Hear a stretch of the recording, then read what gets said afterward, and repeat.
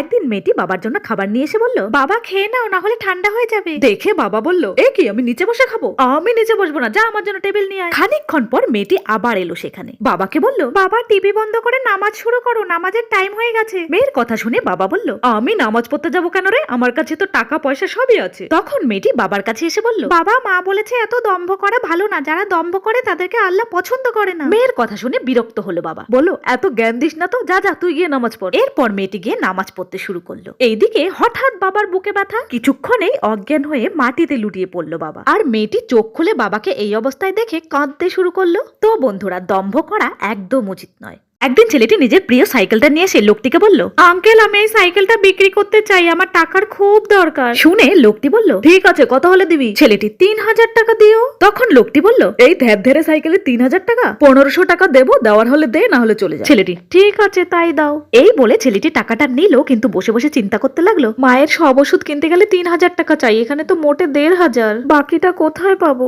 আর এইদিকে লোকটি খুব খুশি হয়ে সাইকেলটা বাড়ি নিয়ে গেল, গিয়ে নিজের বাচ্চাদেরকে বলল, দেখ, তোদের জন্য বাবা সাইকেল নিয়ে এসেছে। দেখেই মেয়েরা বলল, আরে এটা রাহুলের সাইকেল মনে হচ্ছে, ও তো সাইকেলটা বিক্রি করবে বলছিল, ওর মা তো খুব অসুস্থ।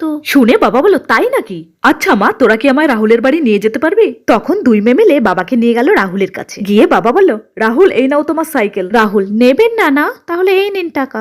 তখন বাবা বলল, সাইকেলটাও তুমি রাখো, সাইকেলের টাকাটাও তুমি রাখো, আর এই নাও আরো 1500 টাকা, এটা দিয়ে তুমি তোমার মায়ের জন্য ওষুধ কিনবে। এরপর ছেলেটি আঙ্কেলকে ধন্যবাদ দিয়ে সেখান থেকে চলে গেল। তো বন্ধুরা, এই ভালো লোকটির জন্য একটা লাইক করে দাও।